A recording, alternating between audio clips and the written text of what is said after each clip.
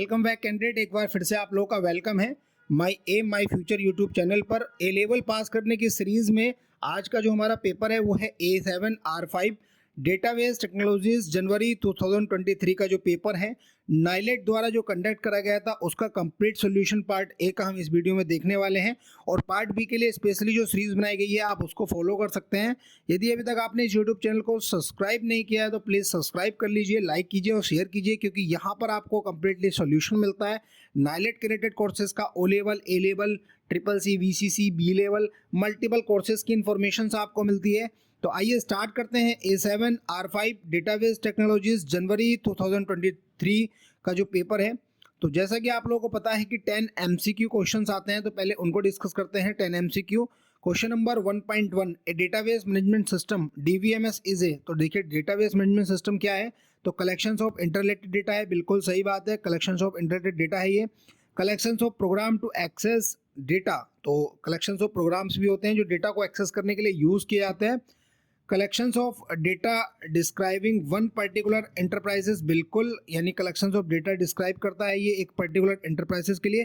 तो all of the above answer इसका correct है। तो क्वेश्चन नंबर 1.1 का जो करेक्ट आंसर है वो है all of the above. Question number 1.2 की अगर हम बात करते हैं तो in an entity relationship diagram rectangle represent, तो एंटिटी यानी ER डायग्राम जो होता है उसमें रेक्टेंगल क्या रिप्रेजेंट करते हैं, तो एंटिटी सेट्स को रिप्रेजेंट करता है।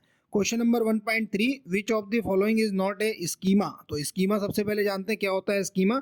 स्कीमा का मतलब होता है overall structure of the database, यानी डेटाबेस का जितना भी ओवरऑल स्ट्रक्चर है उसको स्कीमा बोलते हैं। तो इनमें से कौन सा एक स्कीमा नहीं है, तो डेटाबेस स्कीमा होता है, फिजिकल स्कीमा होता है, लॉजिकल, क्रिटिकल स्कीमा, कोई भी स्कीमा अवेलेबल नहीं होता है।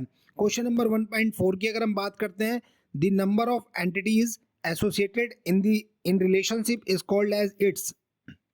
तो जो भी नंबर ऑफ एंटिटीज हैं जो जुड़ी होती है रिलेशनशिप से उसको बोलते हैं डिग्री। तो डिग्री इसको बोला जाता है टेक्निकल टर्म में। टपल का मतलब होता है कि एक पर्टिकुलर रो की बात हो रही है, और एंटिटी मतलब इंडिविजुअल ऑब्जेक्ट की बात हो रही है। क्वेश्चन नंबर अगर हम 1.5 की बात करते हैं, in the fill in the blanks normal form a composite attribute is converted to individual attribute. तो ये कौन सी नॉर्मल फॉर्म में अवेलेबल है कि आप कंपोजिट एट्रीब्यूट को इंडिविजुअल एट्रीब्यूट में कन्वर्ट कर सकते हैं, तो वो फर्स्ट नॉर्मल फॉर्म में इस तरीके की फैसिलिटी अवेलेबल है। अब composite attribute in a database refers to an attribute that can be further subdivided into smaller meaningful component, यानी जो हमारा अगर हम कंपोजिट एट्रीब्यूट की बात करें तो एक एट्रीब्यूट, सबसे पहले जानते हैं कि एट्रीब्यूट जो है वो कॉलम्स को बोलते हैं। तो एक ऐसा कॉलम जो फर्दर मीनिंगफुल कॉलम्स में डिवाइड हो सके, सब डिवाइड हो सके, उसको बोलते हैं कंपोजिट एट्रीब्यूट।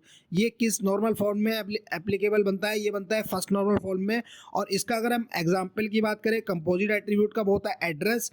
एड्रेस में first line, second line, third line, pin code, state and district, इस तरीके से उसको सब डिवाइड किया जा सकता है, जिसका एवरी जो कॉलम्स होगा, जो एट्रीब्यूट होगा, उसका मीनिंग होगा। तो फर्स्ट नॉर्मल फॉर्म में ये एप्लीकेबल है। Question number 1.6, in RDBMS।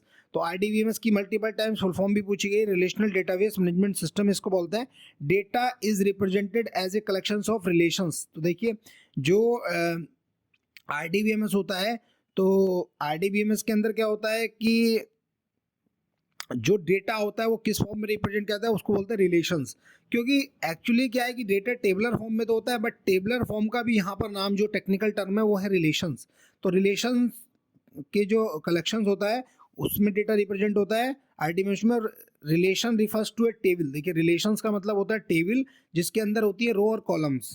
Question number 1.7, if an attribute of a composite key is a dependent on an attribute of the other composite key, normalization called. तो BCNF की needed होगी। BCNF का पूरा नाम होता है बॉयज कॉड नॉर्मल फॉर्म। तो Boyce Codd normal form जो है एक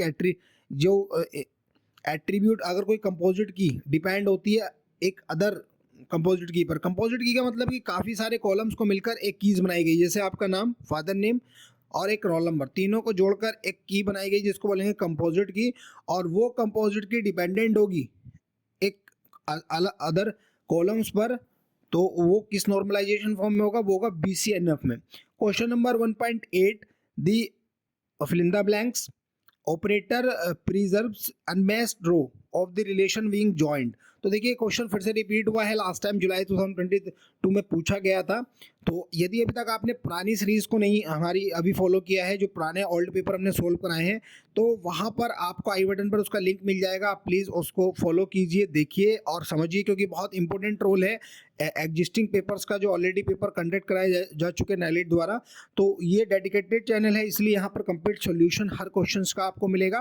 क्वेश्चन नंबर 1.8 में देखिए जैसे बोला गया है कि अनमैच रो, अनमैच यानी जो रोज मैच नहीं हो रही है, दो टेबल्स में आपने ज्वाइन लगाया है, उसमें जो भी रोज उसमें ज्वाइन नहीं हो रही, मतलब मैच नहीं हो रही है, तो उनको अगर आपको निकालना है तो आप कौन सा ज्वाइन लगाएंगे, तो उसके लिए आता है आउटर ज्वाइन। आउटर ज्वाइन क्या करता है कि जो टेबल के अंदर रोज मैच नहीं हो रही है उनको फॉलो कराता है, ठीक है। Question number 1.9, in A relational schema each tuple is divided into fields called, तो जो भी रिलेशनल स्कीमा है यानी RDBMS है, जो प्रत्येक टपल का मतलब रो है, वो डिवाइड होती है किसमें, डोमेन्स में, तो उन फील्ड को बोलते हैं डोमेन्स।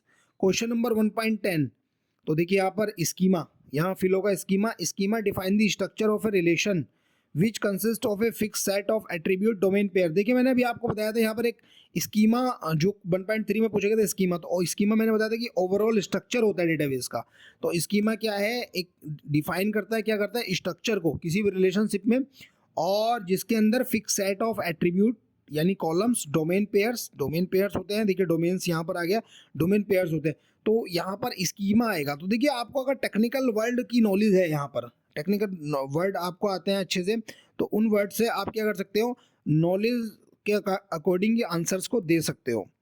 क्वेश्चन नंबर 1.10 कंप्लीट हो गया है, तो आइए डिस्कस करते हैं ट्रू एंड फॉल्स।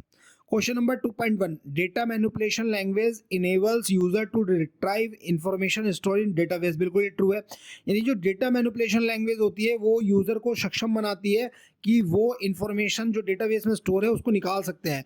तो DML जो कमांड होती है, बिल्कुल DML कमांड कौन कौन सी, सेलेक्ट कमांड है, इंसर्ट कमांड है, अपडेट कमांड है, डिलीट कमांड है।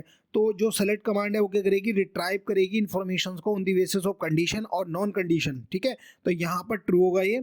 क्वेश्चन नंबर 2.2 की अगर हम बात करें तो authorisation for data access is not a function of DBA, तो ये फॉल्स है। DBA का मतलब होता है डेटाबेस एडमिनिस्ट्रेटर। डेटाबेस एडमिनिस्ट्रेटर का जो फंक्शन होता है वो ऑथेंटिकेशन, ऑथराइजेशन देना भी होता है। डेटा को एक्सेस, कौन कौन व्यक्ति डेटा को एक्सेस करेगा, तो ये भी DBA का काम होता है, और ये कह रहे हैं कि डेटाबेस एडमिनिस्ट्रेटर का ये फंक्शन नहीं होता है, इसलिए फॉल्स है।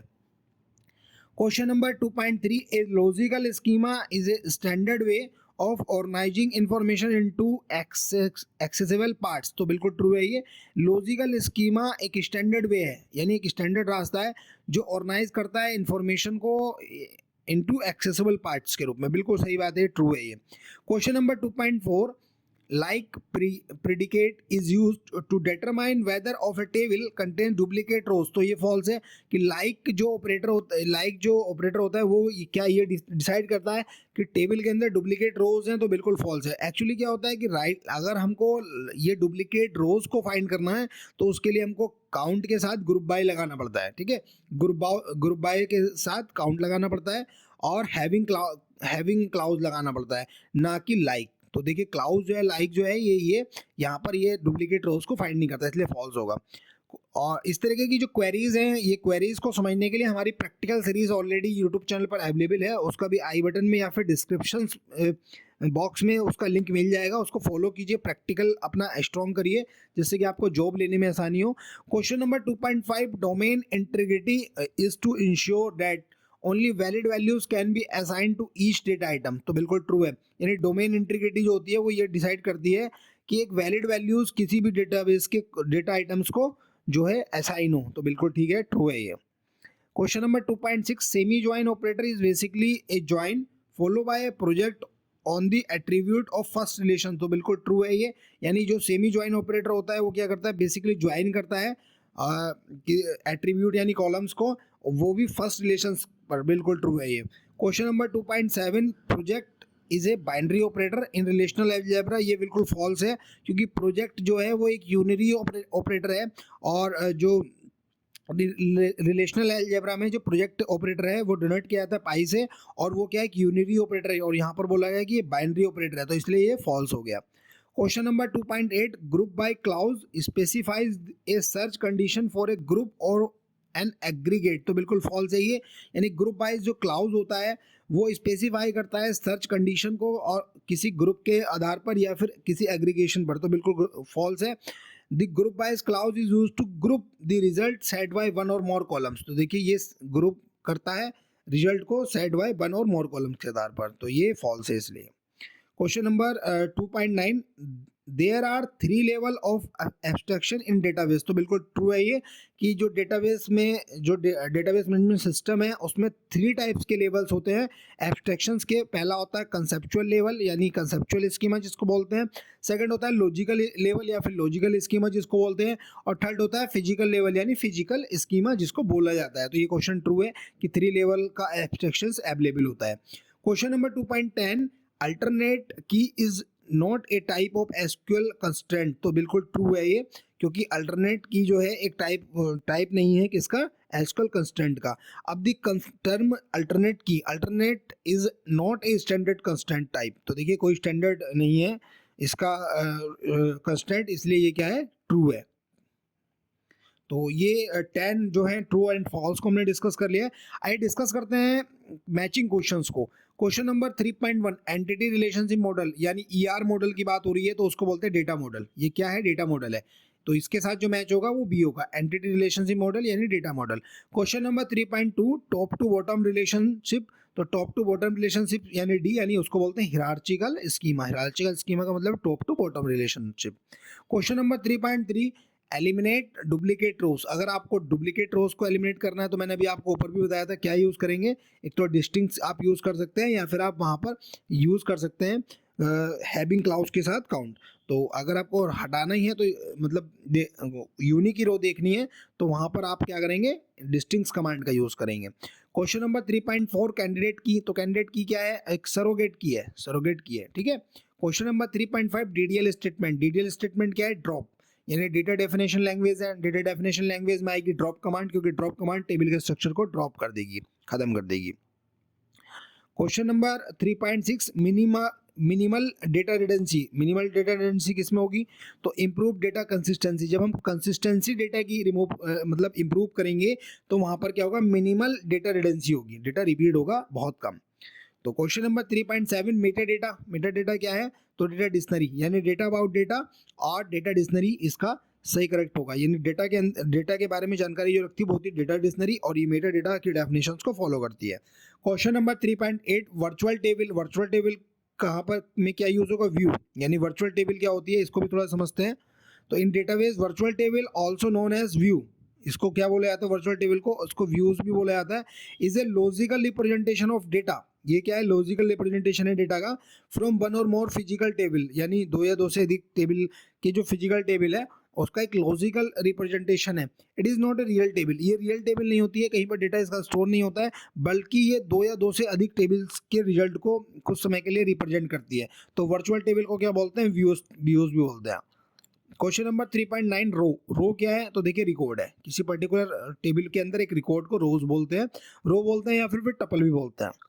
Question number 3.10 functional dependency. तो फंक्शनल डिपेंडेंसी का मतलब है relationship between attribute. Functional dependencies उसको बोलते हैं कि रिलेशनशिप क्या है, एट्रीब्यूट यानी कॉलम्स के बीच में। तो ये 3.10 3.1 से लेकर 3.10 तक जो मैचिंग क्वेश्चंस हैं, आई होप ये आपको समझ में आए होंगे, अच्छे से हमने डिस्कस किए हैं।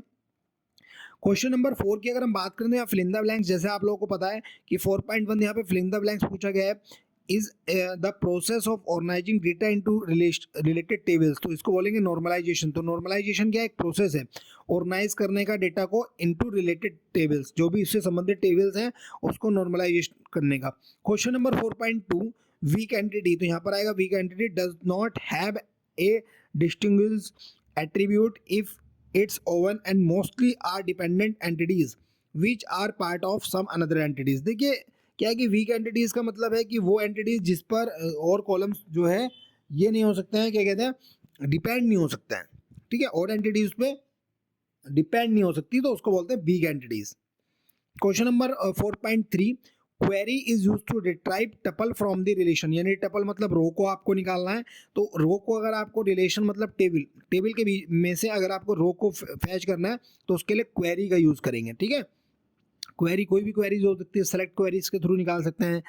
ठीक है, क्वेश्चन नंबर 4.4 डीडीएल स्टेटमेंट। तो डीडीएल यानी डेटा डेफिनेशन लैंग्वेज, ऊपर डीडीएल के बारे में एक क्वेश्चन और ऑलरेडी आ चुका है, तो आपको क्वेरीज अगर प्रैक्टिकल सॉल्यूशन आपको पता है, देखिए डीडीएल स्टेटमेंट तो यहाँ ड्रॉप था। ठीक है, तो वहां पर नीचे क्या है, इसका अल्टर होगा। ठीक है, क्यों होगा, क्योंकि अल्टर भी एक क्या है, डीडीएल स्टेटमेंट है। तो अगर आपको डीडीएल, डीएमएल, डीसीएल, डीक्यूएल ये सारी की सारी क्वेरीज पे अगर आपने प्रैक्टिकल परफॉर्म किया तो इस तरह के क्वेश्चंस को आप बहुत इजीली परफॉर्म कर सकते हैं। और एक डेटाबेस के अंदर बहुत सारी जॉब्स भी अवेलेबल हैं, उसके लिए भी आपको स्टडी करना पड़ेगा, अच्छी स्टडी करना पड़ेगा, और आपको हमारे यूट्यूब चैनल पर जो प्रैक्टिकल सॉल्यूशंस है उसको भी फॉलो करना पड़ेगा। और हम टाइम टाइम पर आपके लिए सोर्स डालते हैं, उन सोर्स को आप देखिए, आप अपना स्किल्स को इम्प्रूव करेंगे, और स्किल्स बहुत इंपॉर्टेंट है आज के टाइम में कैंडिडेट। क्वेश्चन नंबर 4.5 की अगर हम बात करें तो constraint defined rules regarding the values allow in A column and is the standard mechanism for enforcing database integrity. तो देखिए कंस्ट्रेंट क्या है, ये डिफाइन करते हैं, क्या करते हैं, डिफाइन करते हैं रूल्स किसके रिगार्डिंग डिफाइन करते हैं, वैल्यूज के रिगार्डिंग कि किस कॉलम्स में किस टाइप की वैल्यूज को इंसर्ट होगी। यानी अगर रोल नंबर वाला कॉलम से और अगर हमने इंट लगाया है वहाँ पर डेटा टाइप, तो वो कांस्टेंट क्या करेगा, इंटीजर टाइप की वैल्यू को ही एक्सेप्ट करेगा। तो स्टैंडर्ड मैकेनिज्म फॉलो करते हैं डेटाबेस की इंटीग्रिटी के लिए। Question number 4.6 the relational model is based on the concept that data is organised and stored in 2 dimensional table card. तो उसको बोलते हैं रिलेशन, यानी जो रिलेशनल मॉडल में कंसेप्ट होता है ऑर्गेनाइज करने का एंड स्टोर करने का 2 डायमेंशनल टेबल्स, तो उसको बोलते हैं रिलेशन। तो टेबल्स को रिलेशन बोलते हैं। Question number 4.7 the main interface that A navy user uses in A for interface using GUI, यानी GUI का मतलब होता है ग्राफिकल यूजर इंटरफेस। और यहाँ पर नेव यूजर किसको बोलते हैं, थोड़ा सा मैं बता देता हूँ।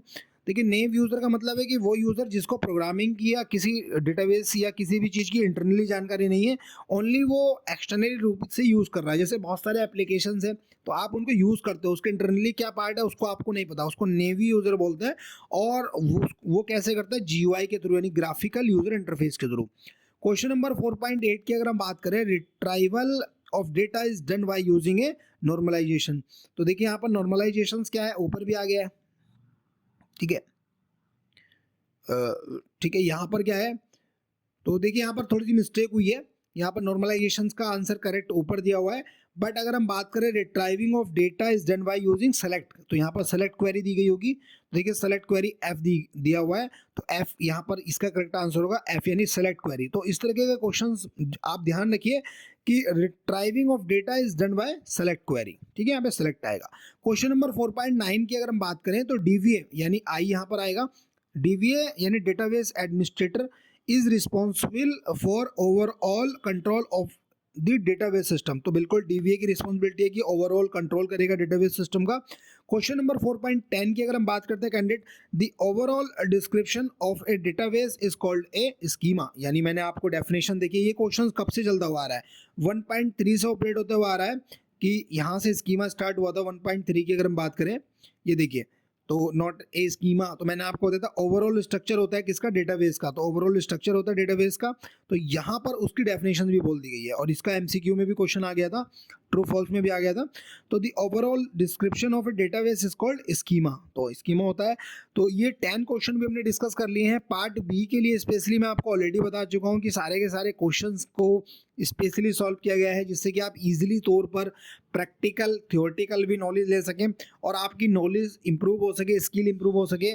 तो ये वीडियो आपको कैसे लगी ये आप हमें बताइए, और आप किस तरीके की वीडियोस और हमसे एक्सपेक्टेशन करते हैं वो भी हमें कमेंट बॉक्स में बताइए। अगर आपकी कोई क्वेरी है किसी क्वेश्चन से रिलेटेड तो आप हमें व्हाट्सअप नंबर पर या फिर हमारी ईमेल आईडी पर जो हमारे यूट्यूब चैनल पर अवेलेबल आपको मिलेगी, वहाँ पर आप हमको शेयर करिए और हमारे इस यूट्यूब चैनल को बूस्ट करिए, हेल्प करिए हमारी बूस्ट करने में। अपने जो फ्रेंड्स हैं, जो कलीग्स हैं, जो डेटाबेस या फिर O लेवल, A लेवल या नाइलेट से रिलेटेड कोर्सेज कोई भी कर रहे हैं, तो वो उनको जो है शेयर करिए, जिससे कि वो नॉलेज ले सकें और अपनी स्किल पर काम करिए कैंडिडेट, क्योंकि ये जो टाइम है वो स्किल का है और आने वाले समय में बहुत वैल्यूएशंस है।